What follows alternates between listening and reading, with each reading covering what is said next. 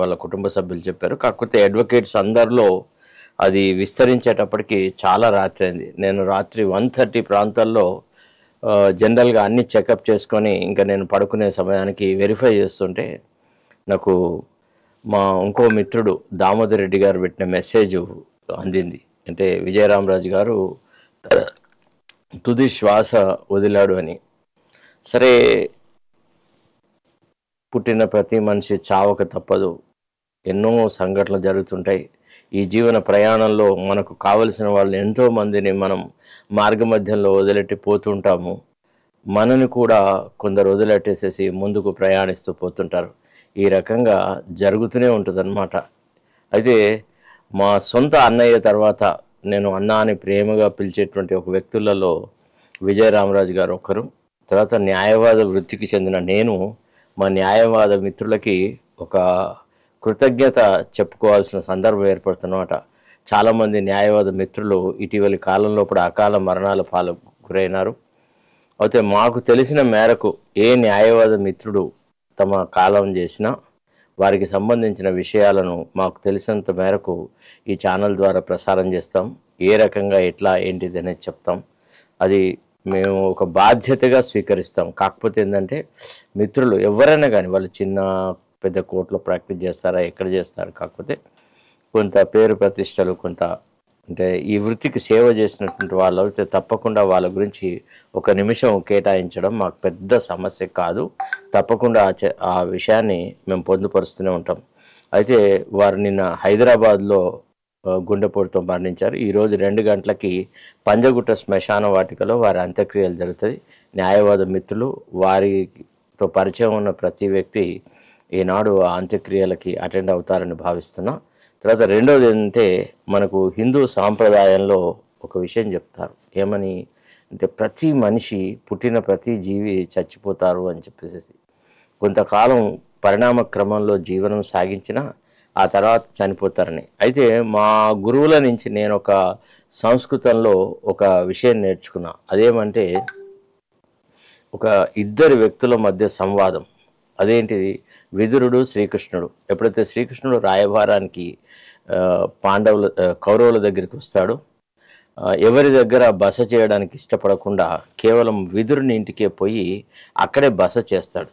విదురుడి ఆతిథ్యం తీసుకున్న తర్వాత అంతా అయిన తర్వాత కృష్ణుడు సంతృప్తి చెంది మరుసటి రోజు సభకు పోవాల్సిన సందర్భంగా విదురునితో ఒక మాట అంటాడు. ఏమని?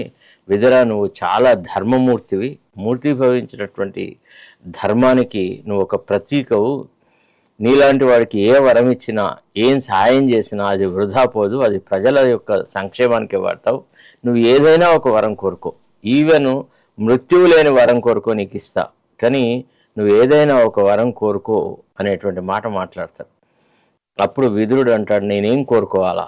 నేను ఆజన్మ బ్రహ్మచారిని, పెళ్లి చేసుకోలేదు, అన్నకు అన్న పిల్లలకు సేవ చేయడానికే నా జీవితాన్ని వెచ్చిస్తున్న వ్యక్తిని నేనేం కోరుకోవాలి శ్రీకృష్ణ? నీకు తెలియంది ఏముంది? నాకేం స్వార్థం ఉంది? నాకు పెళ్లి కాలేదు, పిల్లలు లేరు, ఎవ్వరూ లేరు. కాబట్టి ఈ దశలో నేను ఏం కోరి నీ నుంచి సుఖం పొందాలా అంటే, లేదు లేదు, నువ్వు కోరుకోవాల్సింది ఏదో ఒకటి కోరుకోక తప్పదు అనేటువంటి మాట మాట్లాడితే విదురుడు శ్రీకృష్ణుని అడిగినట్టుగా ఒక సంస్కృత శ్లోకం ఉంది. అదేంటిదంటే, అనాయాసేన మరణం వినా దైన్యంచ జీవనం అంత్యకాలే తవ సాన్నిధ్యం దేహిమే మధుసూదన అని. అంటే అనాయాసేన మరణం, ఏ రకమైనటువంటి ఇది బాధలు లేకుండా, ఏ రకమైన సమస్యలు లేకుండా, అంటే జబ్బులలో పడి హాస్పిటల్స్లో పడి అందరూ బంధువులందరూ ఈసడించుకున్న తర్వాత వచ్చే మరణం కంటే ఒక సెకండ్లో నా మరణం జరిగిపోవాలి. అనాయాసేన మరణం వినా దైన్యంచ జీవనం అంటే రోజు బతకడం, జీవనం సాగించడానికి రోజు ఏదో ఒక కష్ట సుఖాలకు పోయి బాధలు పడుతూ అక్కడ ఇక్కడ అడ్డమైన గడ్డి కోసమని కృషి చేయనటువంటి అనాయాసేన మరణం వినా దైన్యంచ జీవనం అంత్యకాలే తవ సాన్నిధ్యం అంటే చివరిగా నేను ఎప్పుడైతే చచ్చిపోతానో, ఈ దేహం చాలిస్తానో, నీలో ఐక్యమైతే సరిపోతుంది. అంత్యకాలే తవ సాన్నిధ్యం దేహిమే మధుసూదన అంటాడు. నాకు ఆ రకమైనటువంటి ఒక వరాన్ని ఇయ్యు అనేటువంటి మాట మాట్లాడతాడు. అప్పుడు కూడా శ్రీకృష్ణుడు కళ్ళు చెమ్మగిలుతాయి. అప్పుడు అంటాడు, ఎంత గొప్పవాడివయ్యా, ఈవెన్ ఈ చిట్ట చివరి కోరికలో కూడా ధర్మాన్ని తప్పకుండా పాటించిన వ్యక్తివని. అట్లనే నిన్న మా విజయరామరాజు గారు కూడా క్షణాలలోనే తన జీవనం ముగించినట్టుగా తెలిసింది. ఒక రకంగా అతను చాలా ఉదాత్తమైన వ్యక్తి, ఎంతోమందికి ఎన్నో రకాలుగా సహాయం చేసినాడు. నేను నా సొంతగా చాలాసార్లు చూసినాను. ఆయనకు విశేషమైనటువంటి ఇన్ఫ్లుయెన్స్ ఉండేది. చాలామంది జడ్జిలతో, గవర్నమెంట్ ఆఫీసర్లతో, పోలీసు వాళ్ళతో, రకరకాల వ్యక్తులకు ఎక్కడన్నా ఏదైనా సమస్య వస్తే అన్నా ఈ సమస్య ఉంది అని అంటే ఒక పెద్దన్నలాగా సేవ చేసేటువంటి ఒక గొప్ప స్వభావం గల వ్యక్తి మా విజయరామరాజు. సో వారి మరణం నాకైతే తీరని లోటు. రోజు అనునిత్యం జ్ఞాపకం చేసుకుంటూనే ఉంటాను. అంతేకాకుండా న్యాయవాద మిత్రులకు, ముఖ్యంగా హైకోర్టులో ప్రాక్టీస్ చేసే చాలామందికి వారి మరణం కొంత ఆశానిపాతంలాగానే ఉంటుంది. సో వారికి ఆత్మ శాంతించాలని, దేవుడు వారికి మనస్సును తనలో ఐక్యం చేసుకోవాలని కోరుతూ ఈరోజు ఈ కార్యక్రమాలను స్టార్ట్ చేస్తూ ఉన్నాం. సో నెక్స్ట్ వచ్చేస్తే ఇక మన రొటీన్గా ఈ జీవన విధానం సాగించేటువంటి ప్రక్రియలో ఈ విహంగ వీక్షణ కార్యక్రమాల్లో జరిగేటువంటి సంఘటనలు చెప్తూ ఈరోజు వచ్చిన ఇంపార్టెంట్ వార్తలు, వాటికి సంబంధించిన వ్యవహారాలు చెప్పే ప్రయత్నం చేస్తాం. ఇప్పుడు ఇందుకు పోయే ముందు ఒక చిన్న సంఘటన చూపెట్టాలి. అదేమంటే క్లోజ్ కాలే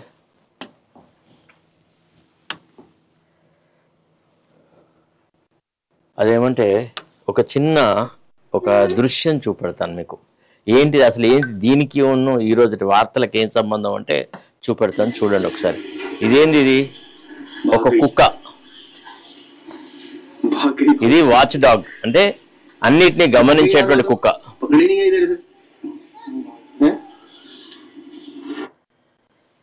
ఇది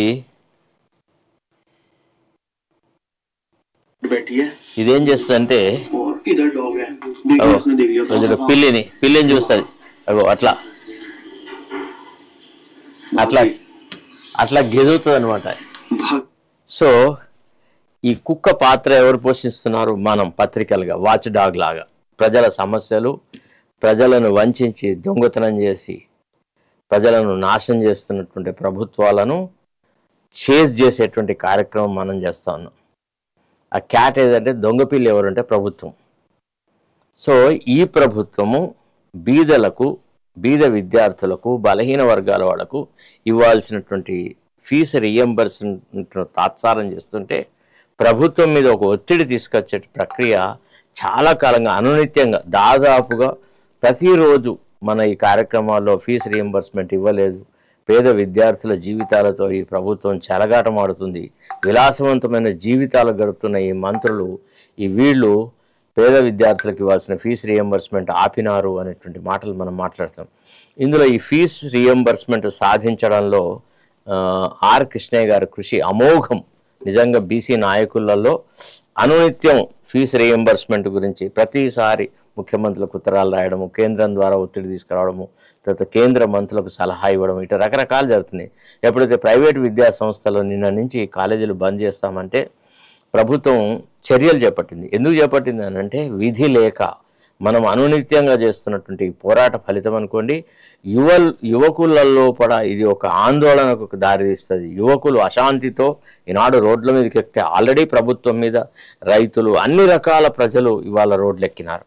సో ఈ యువకులు కూడా రోడ్లెక్కితే ఇది అగ్గికి ఆజ్యం పోసినట్టు అవుతుందన్న భయానికి పిరికి, అంటే ఒక రకంగా దాన్ని తప్పించుకోవడానికని ముఖ్యమంత్రి నిన్న హుటాహుటిన చర్చలు జరిపేసేసి 600 కోట్ల రూపాయలు పేద విద్యార్థులకు ఇవ్వడానికని ఒప్పుకున్నట్టుగా మనకు వార్తలు వచ్చినాయి. అయితే ముఖ్యమంత్రి తర్వాత మంత్రివర్గ సహచరులు ఒక పెద్ద మాట మాట్లాడినారు నిన్న, ఈ పాపం గత ప్రభుత్వంది అని. మీరు కూడా అంటే ఎప్పుడైతే కాంగ్రెస్ ప్రభుత్వం పోయి టీఆర్ఎస్ ప్రభుత్వం వచ్చిందో అప్పుడు కూడా 3,000 కోట్ల రూపాయల ఫీజు రీఎంబర్స్మెంట్ బకాయిలు ఉండే.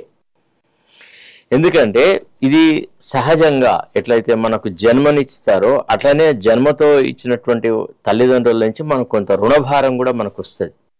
దాన్ని మనం బాధపడకుండా అది ఒక బాధ్యతగా భావించేసేసి ఆ రుణాలను నుంచి మనం విముక్తి అవుతాం, ఆ రుణాలను చెల్లిస్తాం. అట్లనే ఏడుస్తూ ఇచ్చేటువంటి స్వభావం ఈ ప్రభుత్వంది. మరి వీళ్ళకు వీళ్ళు ఏమైనా తక్కువ చేసుకున్నారంటే ఒక్కొక్కడు లక్షల రూపాయలు ప్రభుత్వ ధనాన్ని దోపిడీ చేసుకుంటున్నారు. అది కూడా ముఖ్యమంత్రి కులస్తులకు, ముఖ్యమంత్రి బంధువర్గానికి, ముఖ్యమంత్రి సహచరులకు, అనుచరులకి. ఇదేదో మామూలుగా జరుగుతున్న వ్యవహారం కాదు. ఇవాళ పేద ప్రజలకి ఫీజు రీఎంబర్స్మెంట్ ఇవ్వాలంటే ఇంత ఏడ్చే ముఖ్యమంత్రికి రాష్ట్ర ఖజానా లోటులో ఉంది, రాష్ట్ర ఖజానాలో డబ్బులు లేవు అని రకరకాలుగా మాట్లాడుతున్నాడు కదా. మరి ఆర్థికంగా పొదుపు చర్యలు ఏమైనా చేపట్టాడా? ఫలానా పొదుపు చర్య ద్వారా రాష్ట్రము తన సంపదను కాపాడుకుంటుంది, తద్వారా పేద ప్రజలకు ఇవ్వాల్సిన సహాయ కార్యక్రమాలు చేస్తుంది అనేటువంటి అంశం ఎక్కడన్నా ఉందా? మీరు నమ్ముతారో నమ్మరో, ముఖ్యమంత్రి తనకు తానుగా తన కులపోళ్లను అన్ని శాఖలలో, అన్ని సంస్థల్లో చొప్పించి వాళ్ళకు కట్టబెడుతున్నటువంటి లక్షలాది రూపాయలను చూసినప్పుడు ఈ పేద విద్యార్థులకు ఇస్తున్నటువంటి ఈ ఫీజు రీఎంబర్స్మెంట్ చాలా తక్కువ. మీకు ఉదాహరణగా ఒక చిన్న ఇన్సిడెంట్ చూపెడతాను, మీరు అంటే గ్రహించాలి. ఇప్పుడు మరి రాత్రి 1:30 వరకు మెలకువ నుండి ఏం చేస్తూ ఉంటావా ఆ గంతకని అంటే ప్రతి అంశాన్ని శోధించడము, పరిశీలించడము, వాస్తవాలను మీ దృష్టికి తీసుకురావడం అనేది. ఇది మనం వాస్తవాలను ఎప్పుడైతే మీ దృష్టికి తీసుకొస్తున్నామో ఇది వ్యక్తిగతమైన కక్షతో కూడుకున్న పని కాదు. దీనికి ఆ రకమైన రంగు పులుపుతూ ఉంటారు. ఎందుకంటే పత్రికల మీద ప్రభుత్వం ఎప్పుడు కూడా చేసే విమర్శ ఏంటంటే వీడికి స్వార్థం ఉంది, ఫలానా విమర్శ చేయడంలో స్వార్థం ఉంది అని చెప్పకపోతే మన క్రెడిబిలిటీని వాళ్ళు ఎఫెక్ట్ చేయలేరు, మన విశ్వసనీయతను వాళ్ళు దెబ్బతీయలేరు. సో ప్రభుత్వం దొంగ పిల్లి లాంటి ప్రభుత్వము ఎప్పుడు పత్రికల మీద పడి ఏడుస్తూనే ఉంటుంది. మరి పత్రికల బాధ్యత ఏంది అని అంటే వాచ్ డాగ్ లాగా ఉండి ప్రజలకి వాస్తవాలను తీసుకురావాలి. ఇవాళ ఫీజు రీఎంబర్స్మెంట్ ఇచ్చి దీని ద్వారా రేపు రాబోయే పంచాయతీ ఎన్నికలలో ఏదో ఒక లాభం చేకూర్చుకోవాలా, లాభం పొందాలా అనేటువంటి ఒక దుర్నీతితో ఇన్ని రోజులుగా ఆపి ఆపి ఆపి ఆపి ఇప్పుడు ఫీజు రీఎంబర్స్మెంట్ గురించి ఒక నిర్ణయం తీసుకున్నారు. అది కూడా కాలేజీ యాజమాన్యాలంతా మేము స్ట్రైక్ చేస్తాం, కాలేజీలు బంద్ పెడతాం, సెలవులు ప్రకటిస్తామని అంటే ఇక విద్యార్థులు రోడ్ల మీదకి వస్తారన్న విషయం గ్రహించి ప్రభుత్వము తప్పనిసరిగా ఈ చర్య చేపట్టింది. మరి ప్రభుత్వం పొదుపు చర్యలు చేసుకుంటుందా? ప్రభుత్వంలో ఉన్నటువంటి వాళ్ళు ఆ కులస్తులు ఎంత రాష్ట్ర సంపదను దోచుకుంటున్నారు అనేది ఒక్కసారి నేను మీ దృష్టికి తీసుకొని వస్తాను, చూడండి దయచేసి. ఒక్కొక్క వార్తగా మీకు చూపెట్టాలి.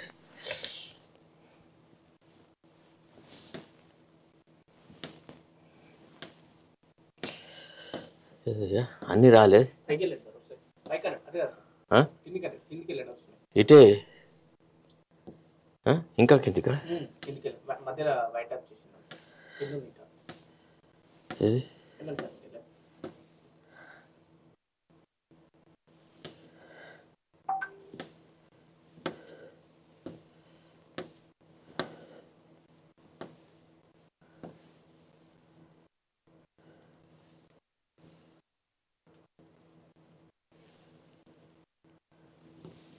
అది కాదయ్యా, ఇంకా ఉండే కదయ్యా. రైట్, ఓకే, ఇది కదా. దీన్ని పెద్దగా చేయాలంటే ఎట్లా? ఇదే దీన్ని కొద్దిగా పెద్దగా చేయాలి కదా.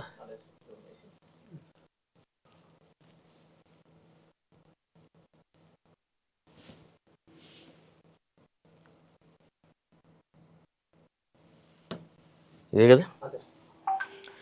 సో ఈనాడు మనం కొన్ని వాస్తవాలను మీ దృష్టికి తీసుకురావాలి. అనునిత్యం ప్రజాసేవ చేస్తున్నాం, ప్రజల తరఫునే కృషి చేస్తున్నాం, అవిరళంగా ప్రజలకే తమ జీవితాలను అంకితం చేస్తున్నాం అనే ముఖ్యమంత్రి మాటలు డొల్ల మాటలు, ముఖ్యమంత్రి పచ్చి అబద్ధాల కోరు, ముఖ్యమంత్రి వ్యవస్థలలో కూడా తన వాళ్లను చొప్పించి రాష్ట్ర సంపదను, పేద ప్రజల కష్టార్జితాన్ని దూచి తన వాళ్లకు పెడుతున్నాడు. ఎట్లయితే మనం ఆనాడు బీఆర్ఎస్ ప్రభుత్వంలో ఉన్నటువంటి పెద్దలను, బీఆర్ఎస్ ఎట్లయితే కులతత్వంతో తన వాళ్లను వివిధ శాఖలలో పెట్టి వాళ్లకు దోచిపెట్టిందో ఆ విషయాలను ఏ రకంగా అయితే మనం ఎక్స్పోజ్ చేసినామో, ఈనాడు ముఖ్యమంత్రి తన అనుచర గణానికి దోచిపెడుతున్న వ్యవహారాలను కూడా ఈ ఛానల్ ద్వారా చెప్పడం మన బాధ్యత. ఈనాడు ఒక 600 కోట్లు పేద విద్యార్థులకు, బీసీలకు, ఎస్సీలకు, ఎస్టీలకు. ఇవాళ అది డాక్టర్ వైఎస్ రాజశేఖర రెడ్డి తీసుకొచ్చినటువంటి ఒక గొప్ప స్కీమ్. దానివల్ల బీసీలలో, తర్వాత ఎస్సీలలో, ఎస్టీలలో ఇంజనీర్లు అవుతున్నారు, డాక్టర్లు అవుతున్నారు, రకరకాలుగా చెందుతున్నారు. ప్రతిసారి దాని గురించి గొప్పగా మాట్లాడతాడు. డబ్బులు ఇచ్చే చోట మాత్రము చాలా కుళ్ళు రాజకీయాలు చేస్తూ వచ్చినాడు ముఖ్యమంత్రి. నిన్న దిక్కు లేక, ఇక విధి లేక ఆయన మనకి ఫీజు రీఎంబర్స్మెంట్ గురించి ఒక నిర్ణయం తీసుకోవాల్సిన పరిస్థితి ఏర్పడింది. సో దీంట్లో ఒక మనకిచ్చేదే డబ్బా, వాళ్ళు దోచుకున్న దాన్ని డబ్బు అని అనరా? ఒకసారి ఆలోచిద్దాం మనం. ఇప్పుడు హైకోర్టు వ్యవస్థ లోపల ఒక అడ్వకేట్ జనరల్ ఉంటాడు, ఒక అడిషనల్ అడ్వకేట్ జనరల్ ఉండాలి. తర్వాత సరే ప్రభుత్వం రకరకాలుగా ప్రభుత్వం వచ్చిన తర్వాత సమైక్యవాదుల యొక్క తొత్తులను రాష్ట్ర న్యాయ వ్యవస్థలో చొప్పించినాడు. అంటే అన్ని తన కులపోళ్ళకే, తనకు అనుకూలంగా ఉండేటువంటి వ్యక్తులకే ఇంపార్టెంట్ పదవులను కట్టబెట్టి న్యాయ వ్యవస్థ లోపల కులతత్వాన్ని పెంచి పోషించినాడు ఈ ముఖ్యమంత్రి. ఆంధ్రప్రదేశ్ రాష్ట్రం ఏర్పడినప్పటి నుంచి 1956 1 నవంబర్ నుంచి ఇప్పటి వరకు అంటే ఈ అడ్వకేట్ జనరల్ అపాయింట్మెంట్లు కానీ ఇతరత్రం కానీ కొన్ని సామాజిక సమీకరణల ద్వారా జరిగేది. అక్కడ లా ఆఫీసర్లను కూడా అందరికీ రూల్ ఆఫ్ రిజర్వేషన్ ఖచ్చితంగా అమలు జరపకున్నా రూల్ ఆఫ్ రిజర్వేషన్ను అమలు చేస్తున్నట్టుగా, అంటే పైకి చెప్పకుండా బీసీలకు, ఎస్సీలకు, ఎస్టీలకు సమానమైన ప్రాతిపదిక ఇచ్చేది. నేను ఒకప్పుడు అప్పటి అడ్వకేట్ జనరల్ ఎస్ రామచంద్రరావు గారి ఆఫీస్లో పనిచేసినాను. మేము ఎట్లా రూల్ ఆఫ్ రిజర్వేషన్ని పాటించినాము. మరి ఆనాడు నిజంగా మా సీనియరే అడ్వకేట్ జనరల్గా ఉంటే మేము ఏ పదవి అంటే ఆ పదవి పొందగలిగిన స్థాయిలో మాకుండే. కానీ ఆనాడు మేము ఏది తీసుకోకుండా ఇతరులకి, బలహీన వర్గాల వాళ్ళకి చెందినటువంటి వ్యక్తులకి సమాన అవకాశాలు ఇచ్చినాం. మేము ఆనాడు రామచంద్రరావు గారి ఆఫీస్లో ఉన్నప్పుడు ఎవరెవరినైతే మేము గవర్నమెంట్ పీరియడ్గా చేసినామో వాళ్ళందరూ జడ్జిలై కూర్చున్నారు.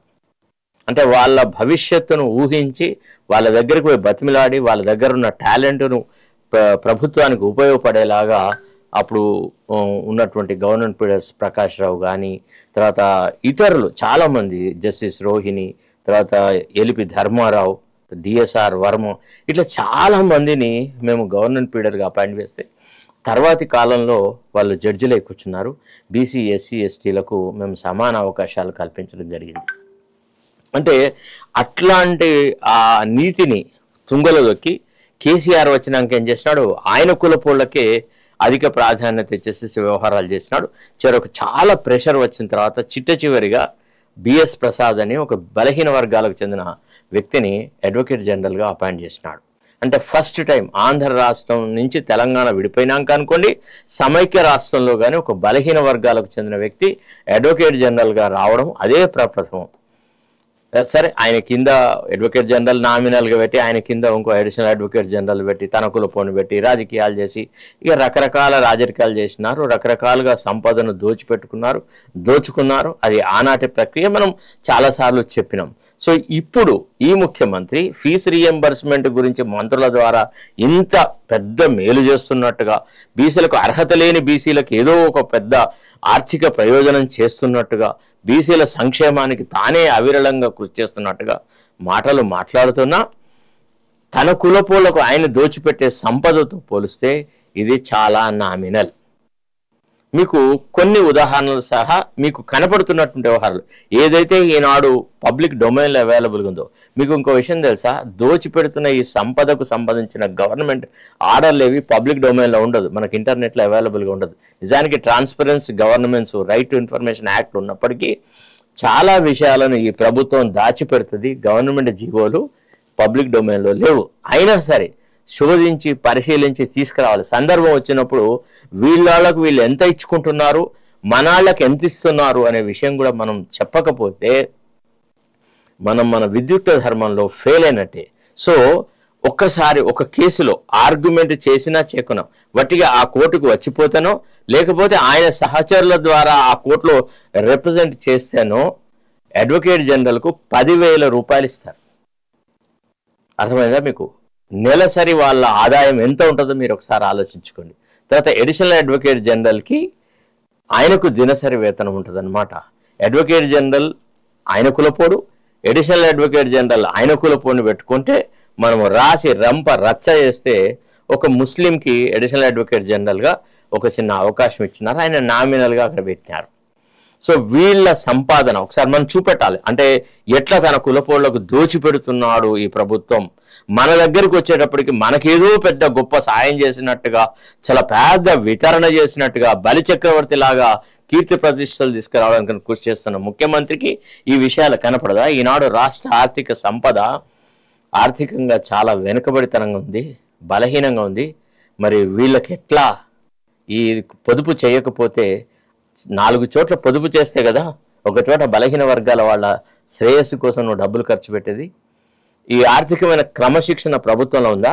మీకు ఒక్క చిన్న ఇన్సిడెంట్ చూపెడతాను. అంటే ఒకటి, రకరకాల విమర్శలు చేయొచ్చు, వాళ్ళ మన ఛానల్ని తిట్టచ్చు, మనం ప్రభుత్వాన్ని తిట్టచ్చు, ఇంకో ఛానల్ మనల్ని తిట్టచ్చు, ఇట్లా రకరకాలు జరిగినా మన మూల ఉద్దేశం ఏంటంటే బీసీలకు ఇచ్చిన ఈ 600 కోట్లు చాలా తక్కువ, మీ వాళ్ళకి మీరు దోచిపెడుతున్న దానితో పోలిస్తే ఇది ఎంత ఒక నీటి చుక్క మాత్రమే. మీకు లక్షల కోట్ల రూపాయలు వాళ్ళు దోచుకొని పోతున్నారు. ఇవాళ మంత్రులే అనుకోండి, మంత్రుల సహచరులు అనుకోండి, ముఖ్యమంత్రి సలహాదారులు అనుకోండి. ఇప్పుడు వేం నరేందర్ రెడ్డి ఉన్నాడు ఫర్ ఎగ్జాంపుల్, ముఖ్యమంత్రి సలహాదారు, క్యాబినెట్ హోదాతో ఉన్నాడు. ఆయన ఏ శాస్త్రంలో పండితుడు, ఏ విజ్ఞానం సాధించినాడు, ఎక్కడ పిహెచ్డి, ఆయన ఇచ్చిన సలహాలేంది, ఆయన సంప్రదింపుల ద్వారా ఈ రాష్ట్రానికి ఒరిగింది ఏంది, తన వాళ్ళని తీసుకొచ్చి పెట్టుకున్నాడా లేదా? అట్లా రకరకాల వ్యక్తులను తీసుకొచ్చాడు. మనం ఒక్క చిన్న ఉదాహరణతో మనకిచ్చేది అణుమాత్రమే అనే విషయం చెప్పడానికి ట్రై చేస్తాను. ఇగో Telangana government pays days fees to the advocate general. ఆయన పేరు మనకు అవసరం లేదు. అడిషనల్ అడ్వకేట్ జనరల్ కూడా వాళ్ళ అంటే రోజు ఒక కేసులో అపియర్ అయినంత పే చేస్తున్నట, primarily for the appearance in court cases.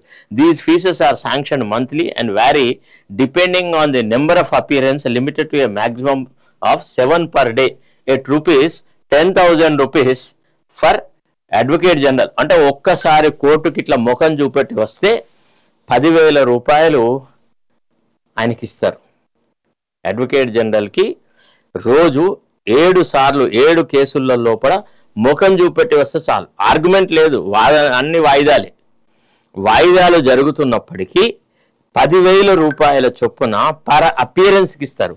తర్వాత ఇది 7 అపియరెన్సెస్కి ఇది పోద్ది అనమాట. తర్వాత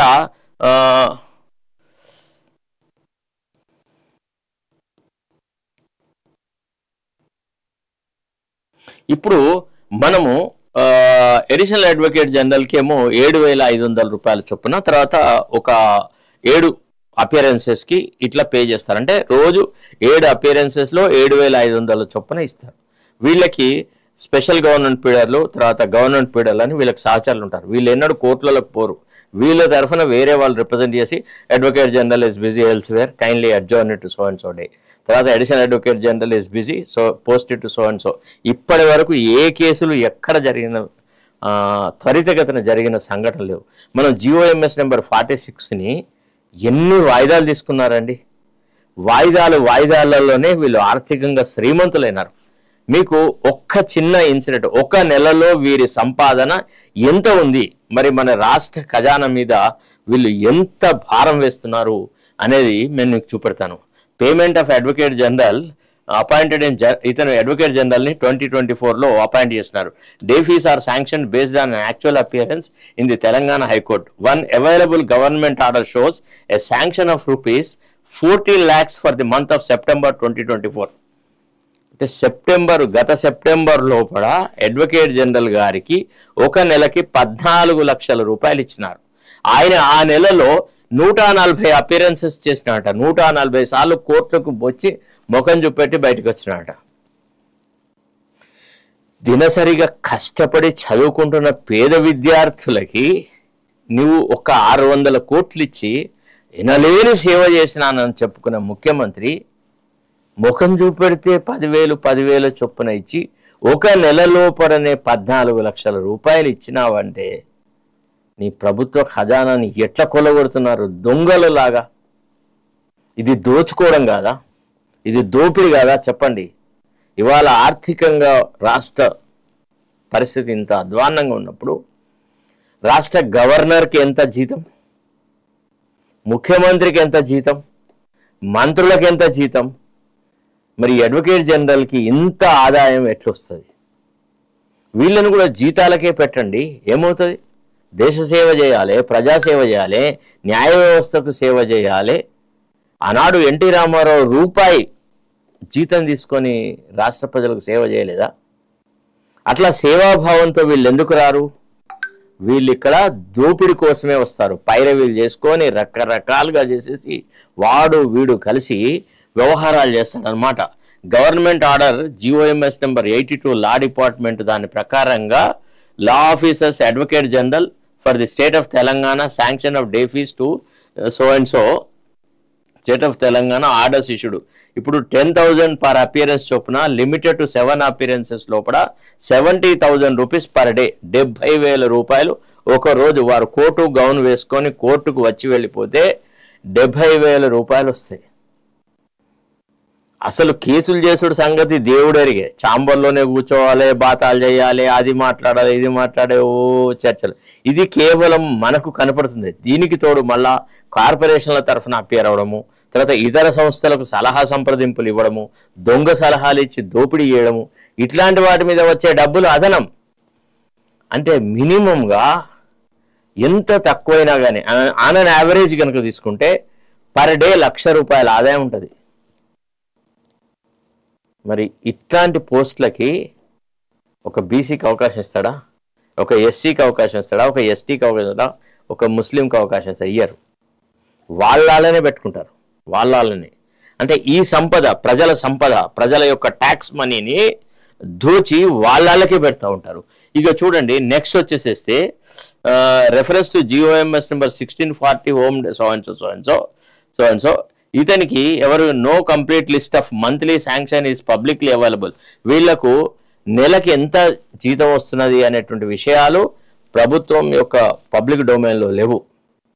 ఎక్కడా ప్రదర్శించారు వీళ్ళకి ఎంత సంపాదన ఉంది, ఎంత డబ్బులు ఖజానా నుంచి వీళ్ళకి చెల్లిస్తున్నామనే విషయం ఏది చెప్పకుండా గోప్యంగా పెట్టుకొని ఒక్క బీసీల ఫీజు రీఎంబర్స్మెంట్ మాత్రమే పదే పదే వాడు శ్రీధర్ బాబు అదే మాట మాట్లాడతాడు, పొంగులేటి శ్రీనివాసరెడ్డి అదే మాట్లాడతాడు, బట్టి విక్రమార్క అటే మాట్లాడతాడు. నువ్వు ప్రజాభవన్లో ఉండి విలాసవంతమైన జీవితం గడుపుతున్నావు బట్టి విక్రమార్క, నీకు సిగ్గుండాలి కదా.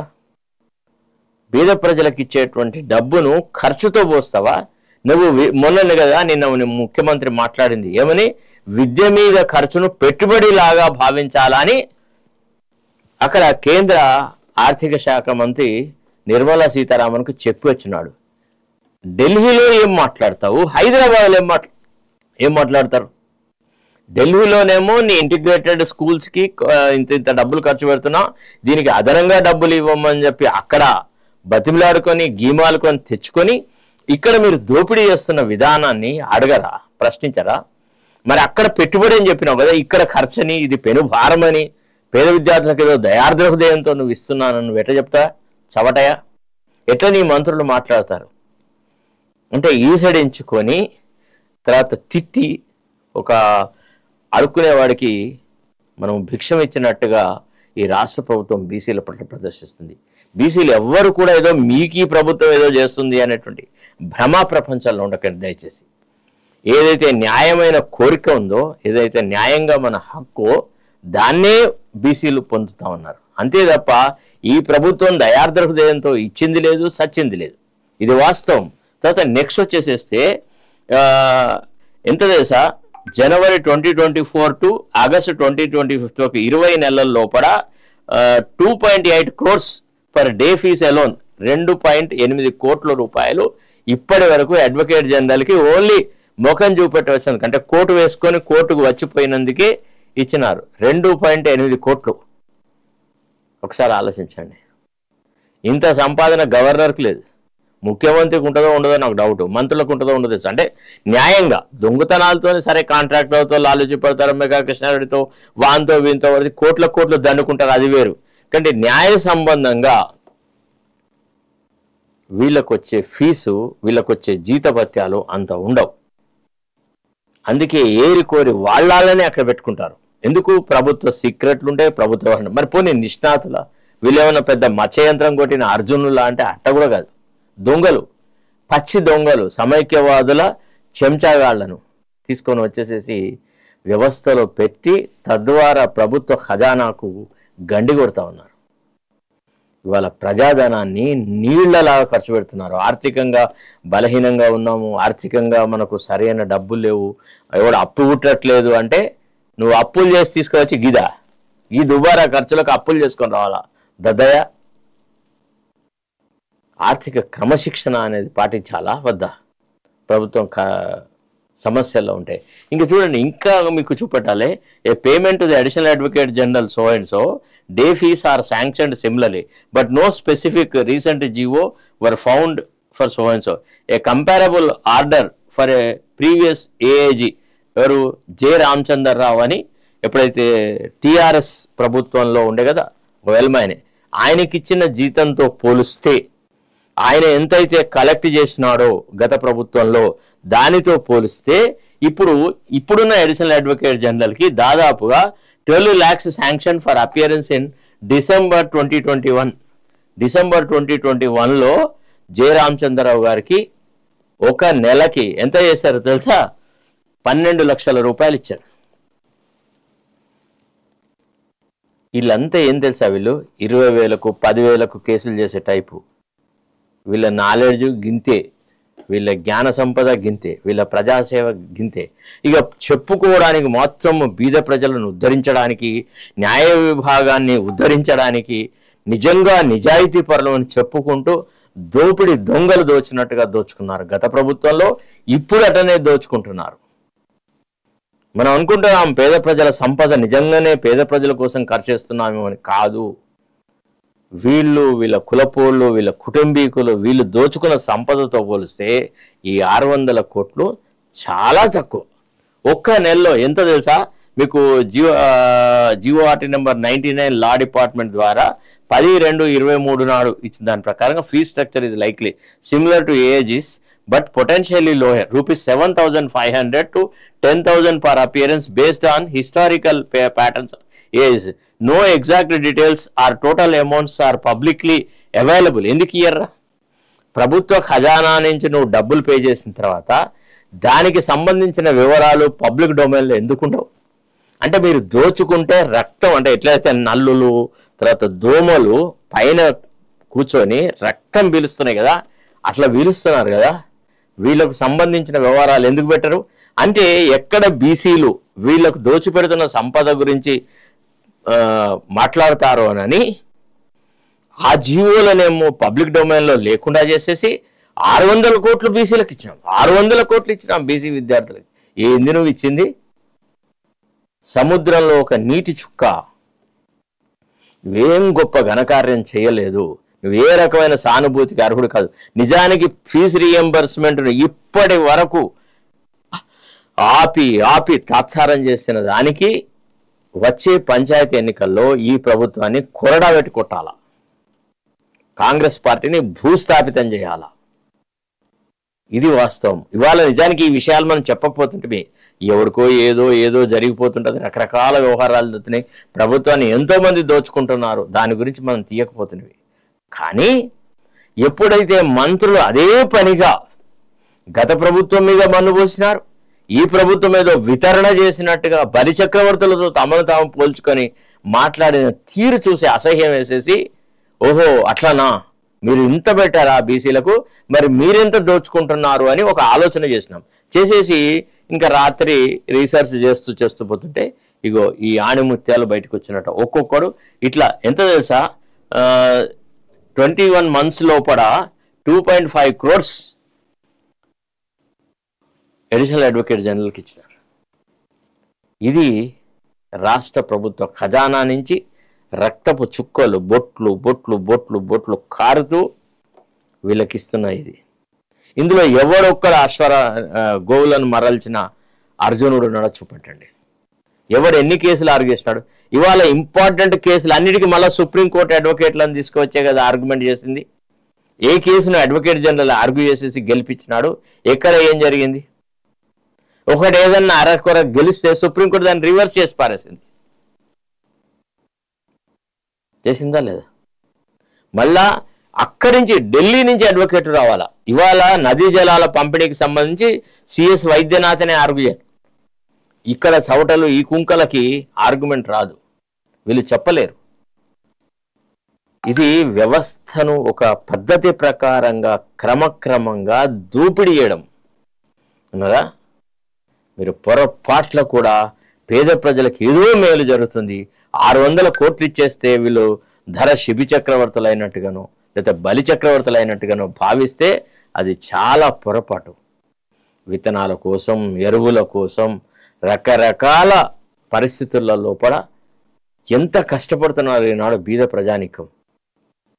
వాళ్ళ కష్టాలతో పోలిస్తే వాళ్ళ కష్టాలను వీళ్ళు విలాసవంతమైన జీవితంలాగా మార్చుకోవడానికి కృషి చేస్తూ ఉన్నాను అనమాట. ఇది మనం చూపెట్టాల్సిన విషయం. అంటే మేము ఎందుకు ఈ టాపిక్ తీయాల్సి వచ్చింది అని అంటే, ఈనాడు ఒక పదే పనిగా చెప్తారండి, ఏదో పెద్ద గొప్ప ఘనకార్యం చేసినట్టుగా, బీద ప్రజలను ఉద్ధరించినట్టుగా.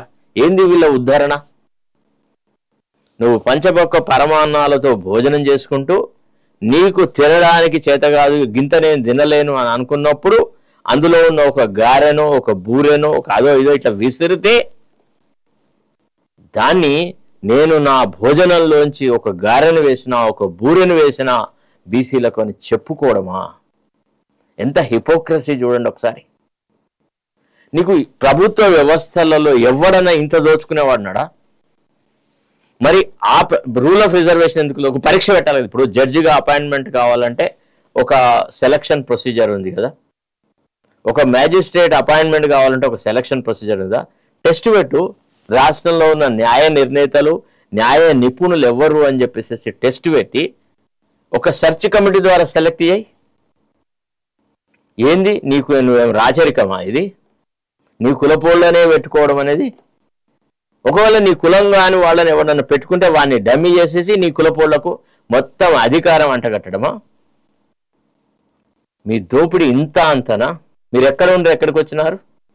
టీఆర్ఎస్లో స్లిప్పర్లతో తిరిగిన వాళ్ళు ఎంత సంపాదించినారు? కోట్లకు పడగలెత్తినారు. ఇవాళ కాంగ్రెస్లో అంతే. ప్రభుత్వం వచ్చినప్పటి నుంచి ప్రభుత్వ సంపదను భూముల రూపంలో అనుకోండి, డబ్బుల రూపంలో అనుకోండి, ఇతరత్రంగా అనుకోండి దోచుకుంటున్నారు. ఇది ఒక దోపిడీ దొంగల మూట ఈ ప్రభుత్వం. మనమేమో కష్టపడి ట్యాక్సులు కడితే వీళ్ళు మన సంపాదనతోని రకరకాల వ్యవహారాలు చేస్తున్నారు. వీళ్ళ సంపాదన మీద, వీళ్ళ దోపిడీ మీద సరైనటువంటి నిఘా లేదు. ఏసీబీకి ఆ కేసు ఇస్తాం, ఈ కేసు ఇస్తాం. అరే ఇవి కూడా ఇరా. ఈ వ్యవహారాల మీద కూడా ఒక ఆడిట్ చేయి. ప్రభుత్వ సంపాదనని ఎంత వృధా చేస్తున్నారని వీటిని కూడా క్రమబద్ధీకరించు. 65 లక్షలు నెలకు ఒక 5 లక్షల జీతం అడ్వకేట్ జనరల్కు, అడిషనల్ అడ్వకేట్ జనరల్కు ఒక 3 లక్షలు. ఖతం, ఫినిష్. ఎందుకు చెప్పండి? అంతకంటే ఎక్కువ ఇస్తారు. ఒక హైకోర్టు జడ్జి కంటే ఎక్కువ ఆదాయము ఒక వాళ్ళ ముందు ఆర్గ్యూ చేసే కౌన్సిల్స్కి ఉంటుందా? ఇది ఏ రకంగా సమర్థనీయం? ఒకసారి ఆలోచించాలి. ప్రజాస్వామ్యంలో ఈనాడు ప్రశ్నించడం అనే తత్వం నేర్చుకోకపోతే ప్రజల జీవన విధానం కష్టమవుతుంది. గవర్నర్ జీతం కంటే ఎక్కువనా? ఒక హైకోర్టు జడ్జి శాలరీ కంటే ఎక్కువనా? ఒక్కసారి మీకు చూపెడతాను. హైకోర్టు జడ్జి శాలరీ మంత్లీ ఎంత ఉంటుంది ఏంటిది అనేది కూడా మీకు చూపెట్టాలి.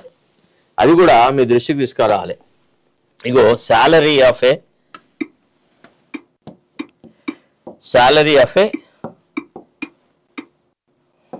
Supreme court judge.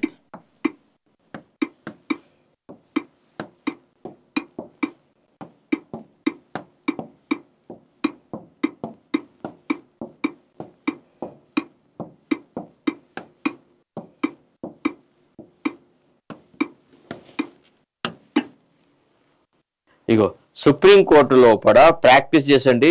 సీజేకి ఎంత తెలుసా? CJ earns a salary of 2.8 lakhs per month. ఎవరు? సిజేఐకి, భారత రాష్ట్రపతికి, ప్రధాన న్యాయమూర్తికి అంటే జస్టిస్ గవాయి గారికి జీతం ఎంత తెలుసా?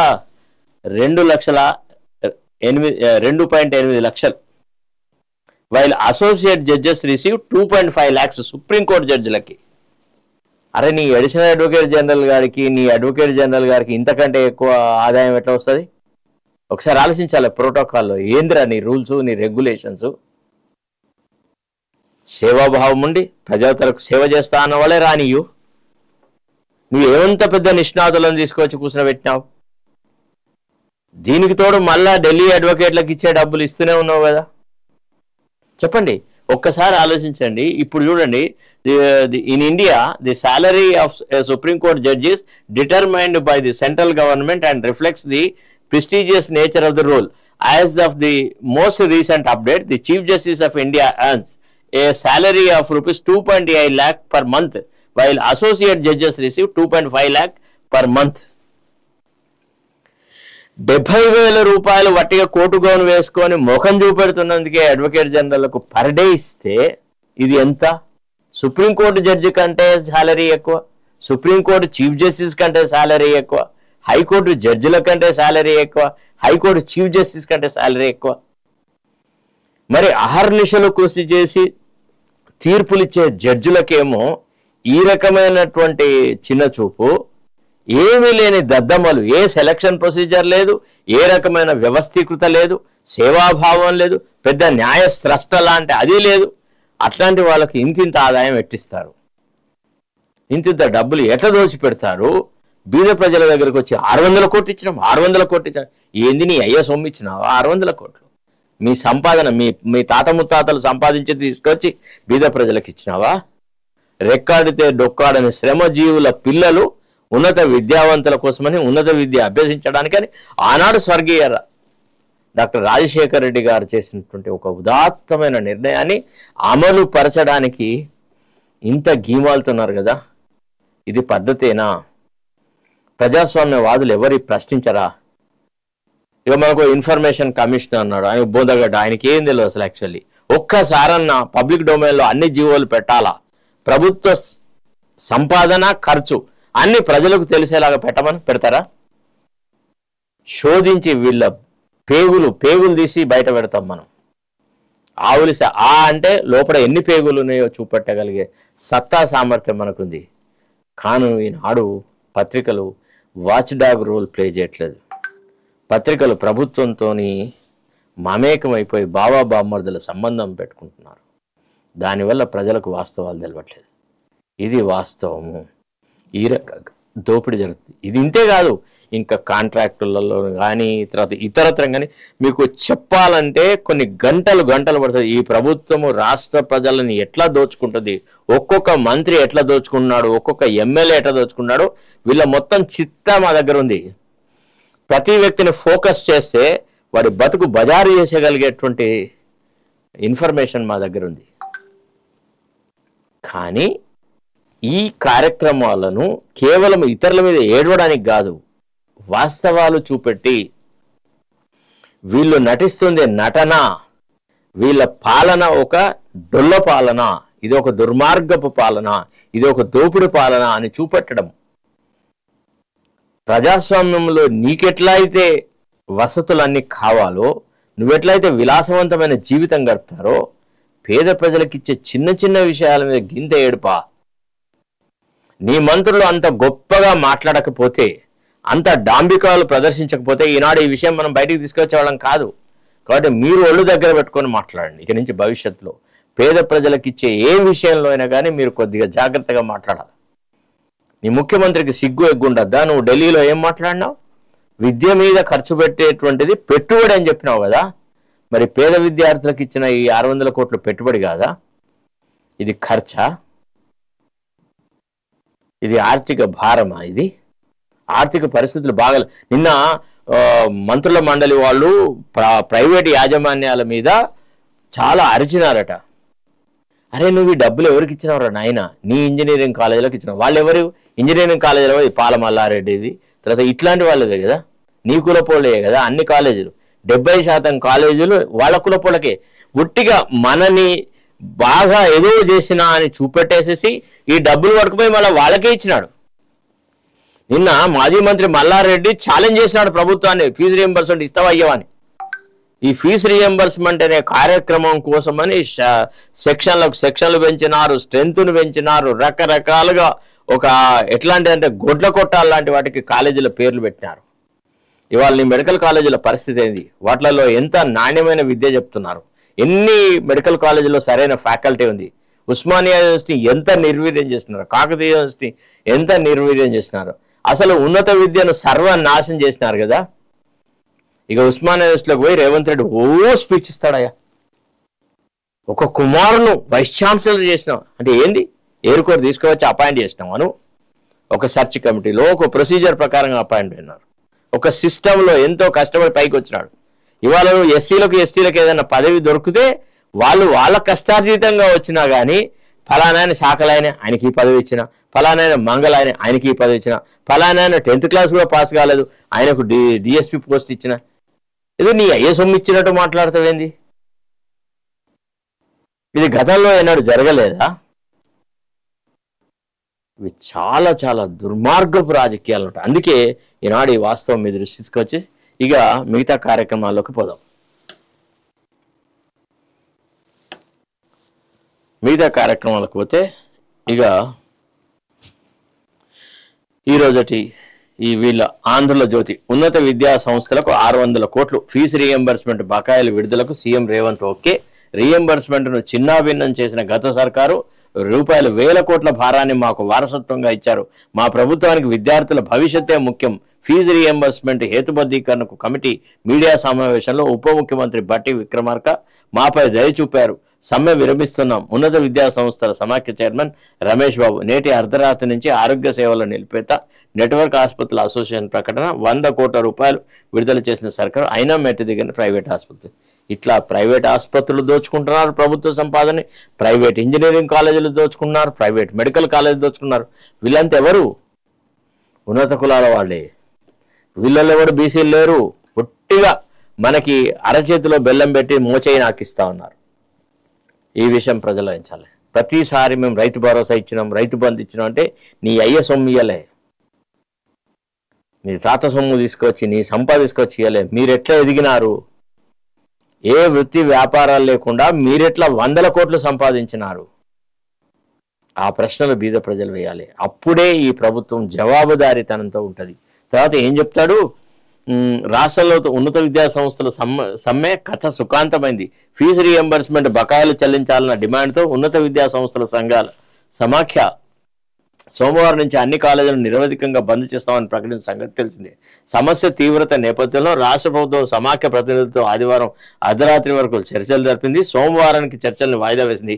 అయితే ముందు ప్రకటించినట్టుగానే సోమవారం రాష్ట్ర వ్యాప్తంగా ప్రైవేటు కాలేజీలు బంద్ పాటించాయి. చర్చలు ఫలప్రదమైతే సమ్మె విరమిస్తామని, విఫలమైతే కొనసాగిస్తామని సమాఖ్య ప్రతినిధులు ఆదివారం రాత్రి. సో ఇదంతా అవుతుందేనండి.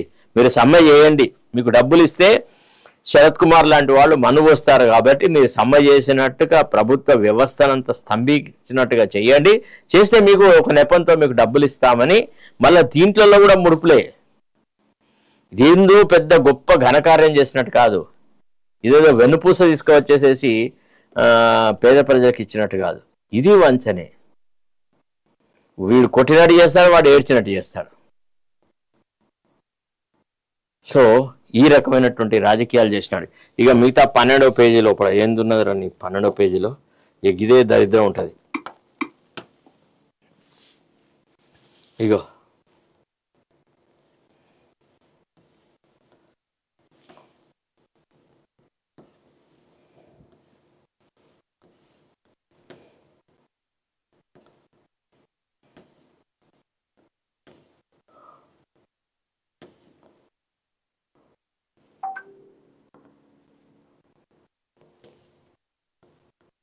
ఇది సిఎస్ రామకృష్ణారావు, ఉన్నత విద్యామండలి అధ్యక్షుడు బాలకృష్ణారెడ్డి, సాంకేతిక విద్యాశాఖ కమిషనర్ దేవసేన, ఇతర ఉన్నతాధికారులు ఇంత చేశారు.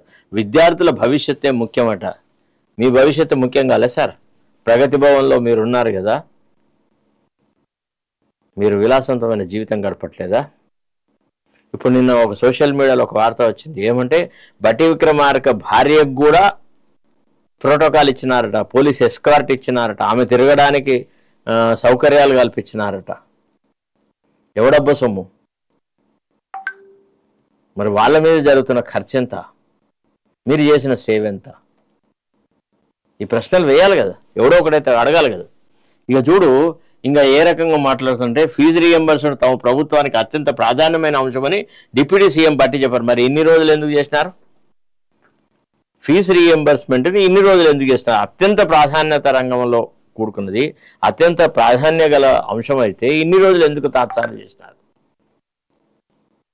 ఇప్పుడు పంచాయతీ ఎన్నికల దృష్టిలో ఏవో అన్ని చేసినామని చెప్పుకోవడానికి, పుంఖానుపంకాలుగా స్పీచ్లు ఇవ్వడానికి ఈ కార్యక్రమాలు చెప్పటం తప్ప పేద ప్రజల పట్ల సానుభూతితోనో ప్రేమతోనో కాదు. ఇది డొల్ల వాదన. ఈ దుర్మార్గులు ఇంతకంటే 100 రెట్ల ఎక్కువ సంపాదిస్తున్నారు. ఆ విషయం మీరు గ్రహించాలా. సో నెక్స్ట్ వచ్చేస్తే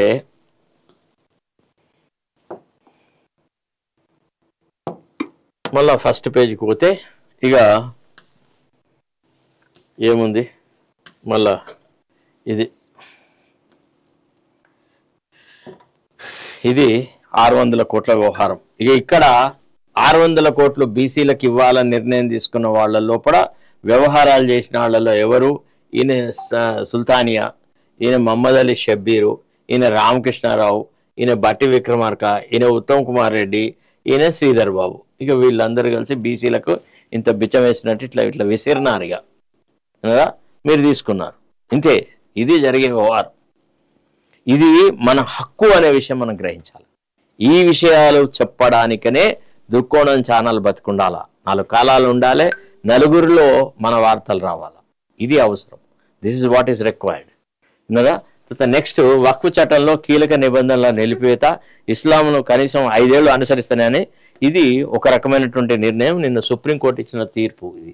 దీనికి సంబంధించి కూడా మన దగ్గర డైరెక్ట్గా సుప్రీంకోర్టు దాంట్లోనే ఉందన్నమాట. అదేంది ఏదయ్యా,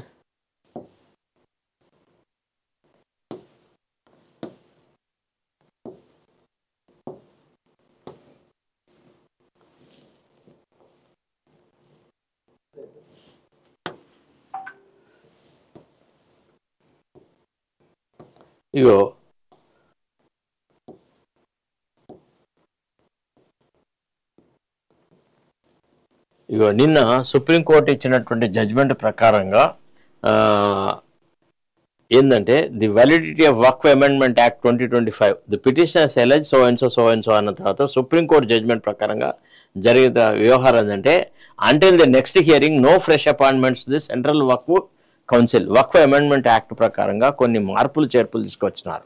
రకరకాల దేశ వ్యాప్తంగా ఒక వివాదం వచ్చింది. ఏంటంటే ముస్లింల ఆస్తులను కాజేయడానికని బీజేపీ నేతృత్వంలోని ప్రభుత్వం కృషి చేస్తుంది, ముస్లింల మీద కన్నెర్ర చేసింది, ముస్లింలను సవితల్లి ప్రేమగా చేస్తుంది, ముస్లింల యొక్క వ్యక్తిగత విషయాలలో కూడా జోక్యం చేసుకుంటుంది, వక్ఫ్ ఆస్తులను కొట్టేయడమే ఈ ప్రభుత్వం యొక్క విధానము అనేటువంటి రకరకాల వ్యవహారాలు జరిగినాయి. దాని మీద సుప్రీంకోర్టులో వాద ప్రతివాదాలు జరిగినాయి. ఒక ఇంట్రీమ్ డైరెక్షన్ కింద సుప్రీంకోర్టు కొన్ని విషయాలను స్టే చేసింది. అమెండ్మెంట్ యాక్ట్లోని కొన్ని సెక్షన్స్లో స్టే చేసింది. అందులో ఏం చేసిందంటే నెక్స్ట్ హియరింగ్ జరిగే వరకు సెంట్రల్ వక్ఫ్ కౌన్సిల్ లోపల, స్టేట్ వక్ఫ్ కౌన్సిల్ లోపల మెంబర్స్ ఎంతమంది ఉండాలా అనేది, కొత్తగా ఎవరిని చేర్చుకోవద్దు. తర్వాత రెండోది ఏంటంటే until the next hearing no fresh appointments the central Waqf council or state Waqf boards will be made, any appointment made will be void. అది పనికి రాదు అని. తర్వాత status quo on Waqf properties అంటే వక్ఫ్ బై యూజర్ అని ఉంటుంది. ఒక ఖాళీ ప్రదేశం లోపల రంజాన్ సందర్భంగా నమాజ్ చదువుతూ ఉంటారు ముస్లింలు. అది ఎప్పటి నుంచో జరుగుతుంది, స్వతంత్రం రానప్పటి నుంచి ఆ గ్రౌండ్లో వాళ్ళు చేస్తున్నారు. దాన్ని వక్ఫ్ బై యూజర్ అన్నారు. దానికి సంబంధించిన కాయిదాలు ఏముండదు. సో ఇట్లాంటి వక్ఫ్ బై యూజర్ల యొక్క స్థాయిని, వాటి యొక్క క్యారెక్టర్ను మార్చడానికి జరిగేటువంటి ప్రక్రియ మీద కూడా సుప్రీంకోర్టు స్టే చేసింది. ఏమన్నది? No waqf including waqf by user shall be denotified nor will its character status be changed till further orders. వాటి యొక్క వ్యవస్థ అంటే వాటికి సంబంధించిన కాయిదాలు లేవు అని చెప్పేసి ఆ వక్ఫ్ బై యూజర్లను నాన్ వక్ఫ్ ప్రాపర్టీగా మార్చేటువంటి ఆ పర్టికులర్ సెక్షన్ని కూడా సుప్రీంకోర్టు స్టే చేసింది. ఇది రెండవ అంశం. తర్వాత Waqf will not be dispossessed and existing revenue board entries remain intact during enquiries under section 3C until the tribunal decides. అంటే ఒక పర్టికులర్ ప్రాపర్టీ వక్ఫ్ అవునా కాదా అనే విషయాన్ని నిర్ధారించాల్సింది Waqf tribunal. Whether particular property is a Waqf property or not, whether there is any Waqf deed or not, whether any Waqfnama is there or not, whether a scheme has been promulgated under the Waqfnama or not అనేది Waqf tribunal చేయాల్సిన పనిని కలెక్టర్ల చేతికి ఇస్తే దాన్ని కూడా supreme court nothing doing, అదేం చేయడానికి వీల్లేదని. Non Muslim representation capped. ఇప్పుడు ఏం చేస్తున్నారంటే నాన్ ముస్లిమ్స్ అంటే వక్ఫ్ బోర్డులలో ఎట్లయితే హిందూ దేవాలయాల ట్రస్ట్ బోర్డులలో సంఖ్య ఎట్లయితే పరిమితంగా ఉండదో అట్టనే ముస్లింల వక్ఫ్ బోర్డుకు సంబంధించినటువంటి వక్ఫ్ కౌన్సిల్లలో బోర్డులలో మెంబర్స్ని తగ్గించింది. అది ఎక్కడికి వరకు అంటే central Waqf council cannot have more then 4 non Muslim members out of 22. 22 మంది సభ్యులలో 4 కంటే ఎక్కువ మందిని నాన్ ముస్లిమ్స్ పెట్టడానికి వీల్లేదు. వీళ్ళు నాన్ ముస్లిమ్స్ అని అంటే ఇంకా ఇతర మైనారిటీలను తీసుకొస్తామనేది కేంద్ర ప్రభుత్వ వాదన. సో దాన్ని సుప్రీంకోర్టు అనేది నథింగ్ డూయింగ్, నువ్వు 4 వరకే నువ్వు పరిమితం చేయి అనేటువంటి మాట మాట్లాడింది. అట్లానే state Waqf boards cannot have more than 3 non Muslim members out of 11. State Waqf బోర్డులలో 11 మంది సభ్యులు ఉంటారు, అందులో 3 కంటే ఎక్కువగా ఉండడానికి వీల్లేదు అని ఇంకొక ఇదన్నమాట. తర్వాత చీఫ్ ఎగ్జిక్యూటివ్ ఆఫీసర్ ప్రిఫరెన్స్. జనరల్గా వీలైనంత వరకు సిఇఓ అంటారు, చీఫ్ ఎగ్జిక్యూటివ్ ఆఫీసర్ ముస్లింనే పెట్టాలా, ముస్లింలలో ఆ హోదా గల అధికారి దొరకనప్పుడు నాన్ ముస్లిమ్స్కి అవకాశం ఇవ్వండి అనేటువంటి మాట మాట్లాడినారనమాట. తర్వాత నెక్స్ట్ వచ్చేసి prima facie observation. The court has not stayed the entire act but clarified that its observations are only for deciding interim relief. Parties can still challenge validity of the final hearing. అది అంతా ఇతరత్రం మేము final హియరింగ్లో చూస్తాము. జనరల్గా parliament చేసినటువంటి చట్టం రాజ్యాంగ ఫలితము రాజ్యాంగ పరంగానే ఉంటుంది అనేటువంటి ఒక ప్రిజంప్షన్ని మేము గౌరవిస్తున్నాము. తుది తీర్పు లోపల వక్ఫ్ అమెండ్మెంట్ యాక్ట్ వల్ల ముస్లింల ఇంట్రెస్ట్లకు వక్ఫ్ల ఇంట్రెస్ట్లకు ఎంత అన్యాయం జరుగుతున్న విషయం పరిశీలిస్తాం. తాత్కాలికంగా ఉపశమన చర్య కింద గీగి పొందుపాట్లు చేస్తున్నాం అని సుప్రీంకోర్టు చెప్పిందనమాట. ఇది ఒక సుప్రీంకోర్టుకు సంబంధించినటువంటి వాదన. తర్వాత నెక్స్ట్ వచ్చేసేస్తే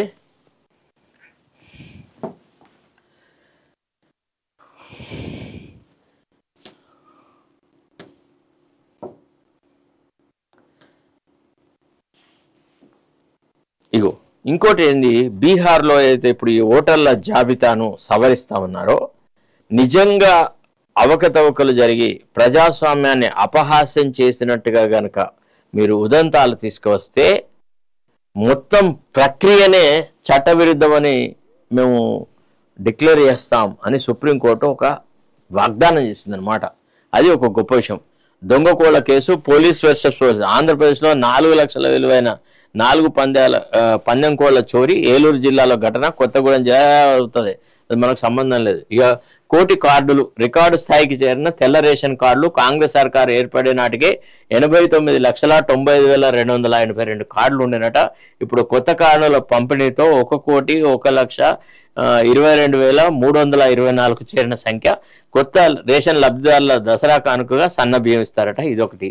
ఇక కప్పింది కాంగ్రెస్ కండు అని ఆ ఎమ్మెల్యేలు కాంగ్రెస్ భేటీలోనూ పాల్గొన్నారు. నిన్న జగదీశ్వర్ రెడ్డి నేతృత్వంలో బీఆర్ఎస్ ఎమ్మెల్యేలు పోయి ఈ 10 మంది ఎమ్మెల్యేలు దొంగచాటుగా చేరినారు. వీళ్ళు కాంగ్రెస్ సభ్యులుగానే ఉన్నారు. వీళ్ళ ప్రవర్తన కానీ వీళ్ళు మాట్లాడిన తీరు కానీ కనుక గమనిస్తే వీళ్ళు పార్టీ ఫిరాయించినారు. అది దాంట్లో రవ్వంత డౌట్ లేదని అక్కడ అసెంబ్లీ సెక్రటరియట్లో ఉపేందర్ రెడ్డికి వాళ్ళు అన్ని ఎవిడెన్స్తో సహా నిన్న ఇచ్చి వచ్చినారు. అదొక వార్త. ఇక నెక్స్ట్ విదేశీ నిపుణులను స్వాగతిస్తాం. ఈయన ట్రంప్ అంటాడు ఇతర దేశాల్లో ఉన్న మేధావులంతా మా దేశానికి రావాలి, అది ఇదంతా సొళ్ళమాట. ఇది మనకు ఒరిగింది అటువంటి ఏం లేదు. ఇక మళ్ళా 150 మీటర్ల ఎత్తుతో తమ్మిడిహట్టి వద్ద బ్యారేజీ కడతాడట.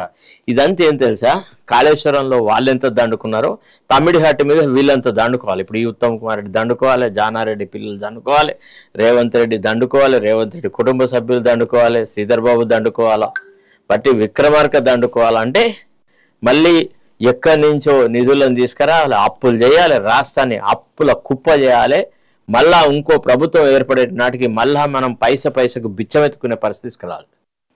ఈ తమ్మిడిహట్టి అది ఇది ఉన్న కాళేశ్వరం ప్రాజెక్టులో కొన్ని మార్పులు చేర్పులు చేసి ఆ ప్రాజెక్టుని మనం ఉపయుక్తకరంగా మార్చొచ్చు. కానీ పంతానికి పోయి ముఖ్యమంత్రి అంటే ఇది గత రాజశేఖర రెడ్డి కాంగ్రెస్ ప్రభుత్వంలో స్టార్ట్ అయినది బిఆర్ అంబేద్కర్ ప్రాజెక్టు కాబట్టి, సుజల స్రవంతి ప్రాజెక్టు కాబట్టి దీన్ని కేసీఆర్ మార్చినాడు కాబట్టి కేసీఆర్ మీద వ్యక్తిగతంగా ఒక ద్వేష భావనతోని ఈ ప్రాజెక్టుకు కొత్త రూపురేఖలు దిద్దేసి మళ్ళా దండుకునే ప్రక్రియ మొదలెడతా అన్నారు. ఆనాడే అప్పటి మహారాష్ట్ర చీఫ్ మినిస్టర్ ఫడ్నవీస్ ఒప్పుకోలేదు. ఇప్పుడు మళ్ళా వీళ్ళు చర్యలు చేస్తే ఎటు ఒప్పుకుంటారో, అది బీజేపీ ప్రభుత్వం, ఇది కాంగ్రెస్ ప్రభుత్వం. నువ్వు వాళ్ళనేమో బీజేపీ వాళ్ళను గాడిసే వారసులను తిడితివి, అనునిత్యం మోడీని తిట్టబడితివి. మోడీకి వ్యతిరేకమైన పనిని ఫడ్నవీస్ చేస్తాడా?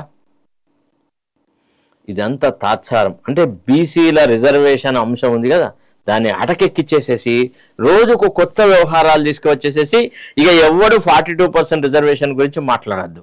ఇక బీసీ సంఘాలు అరిచి వాళ్ళు అలసిపోయినారు. ఇక మిగతా సంఘాలేమో భోజనాలు తినుడు బిర్యానీలలో వీళ్ళు నిమగ్నమై ఉన్నారు. ఇంకా ఇతరులు ఎవరు అడిగేటాడు లేడు. ఇప్పుడు అర్థమైందా మీకు? 42% తీసుకుపోయి ఎడబెట్టినాడు, ఆకాశంలో పెట్టినాడు, ఏమైనా అయ్యకు కనబడకుండా. ఇది ముఖ్యమంత్రి చేస్తున్నటువంటి చాలుబాది. అందుకే చాలా బాగా చెప్పినాడు మల్లికార్జున్ ఖర్గే, ఓ చాలాక్ హే అన్నాడు. ముఖ్యమంత్రి బాగా అతి హుషారు అనే విషయం చెప్పినాడు. పెద్ద ఆయనకు చాలా విషయాలు తెలుసు, చూడంగానే గుర్తుపడతారు, అబ్బో ఇటు దొంగ కోళ్ళు తినేటోడని.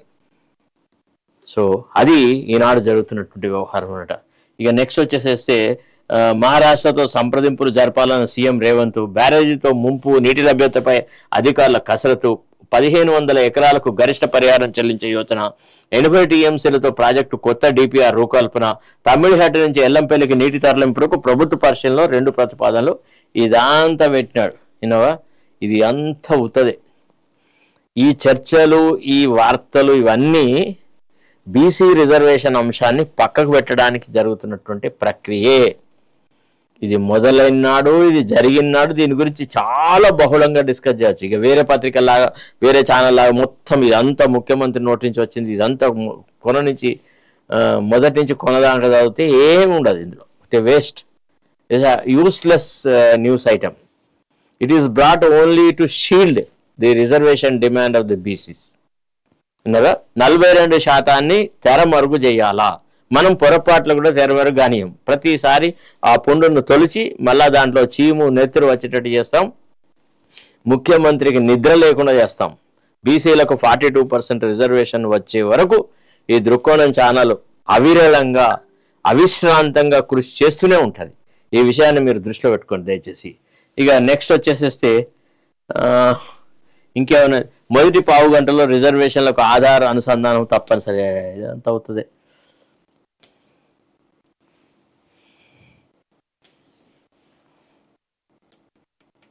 ఇగో నిన్న బీహార్ పర్యటనలో ప్రధానమంత్రి గారు నిన్న చాలా విషయాలు చెప్పినారు. కాంగ్రెస్ పాపమే ఈ బీహార్ నుంచి శ్రామికులంతా దేశాల్లోకి వదిలిపెట్టి పోవడము అనేటువంటి విషయాలు ప్రధానమంత్రి కిందన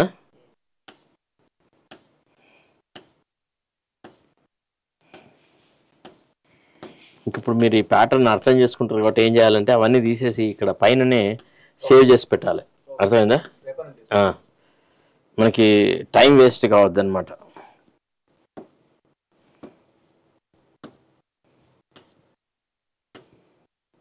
ఇగో ఇది నిన్న ప్రధానమంత్రి బీహార్ పర్యటనకు సంబంధించిన వ్యవహారాలు. బీహార్ పర్యటనలో చాలా డెవలప్మెంటల్ ప్రాజెక్ట్స్కి అంకురార్పణలు చేసినాడు, శంకుస్థాపనలు స్టార్ట్ చేసి. भारत माता की निन्ना हर चीज को सोचिए और साथ ही उपस्थित सभी गणमान्य लोगों को मैं आभार व्यक्त करता हूं. उनके लिए तो बात है ही, आपके लिए तब जरा सा एक बात हम कहेंगे कि इन्होंने जितना काम करवाया है बिहार के लिए, तो जरा खड़ा होकर के एक बार प्रणाम करिए, खड़ा होकर प्रणाम करिए. तो ये बहुत बड़ी बात है. इसलिए आप कहाँ बैठी हुई हो तुम लोग? खड़ा हो, वहां बैठे हुए खड़ा होके बोलो सब जगह. तो सब जगह से आप लोगों ने उनका स्वागत किया. एक एक बार जाना है, इसलिए मैं आप सबको मैं बधाई देता हूँ. बहुत बहुत సో ఇవన్నీ అభివృద్ధి కార్యక్రమం. इसी के साथ 2170 करोड़ रुपए से अधिक की लागत से 26 किलोमीटर लंबी विक्रमशिला से कटरिया रेल लाइन का भी शिलान्यास किया जा रहा है, जो गंगा पर बनने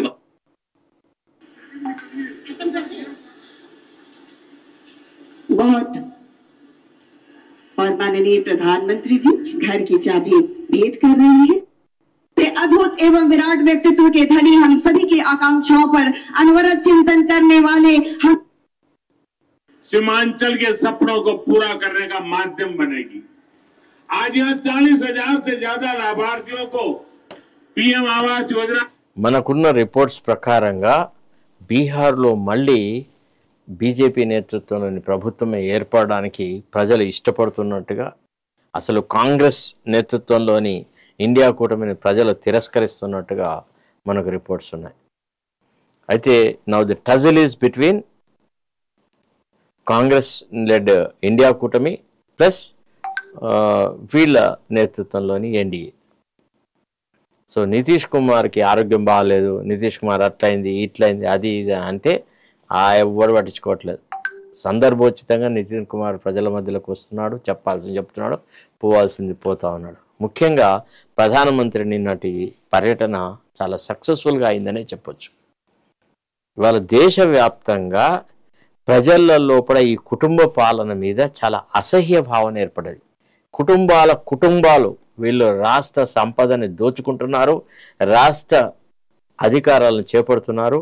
అంతటా వాళ్ళే ఈ కుటుంబాలు తప్ప ఇతరత లేదు, రిజర్వేషన్ లేదు, బొందగడ్డ లేదు, ఏం లేదు. ఇప్పుడు మన రాష్ట్రంలోనే ఈ కుటుంబ పాలన ఏ రకంగా ఉంది అనే విషయాలను కనుక మనం చూపెడితే మీరు ఆశ్చర్యపోతారు. తెలుసా అసలు రాష్ట్రం లోపల కుటుంబ పాలన ఎంత ఘోరంగా ఉంది అని అంటే,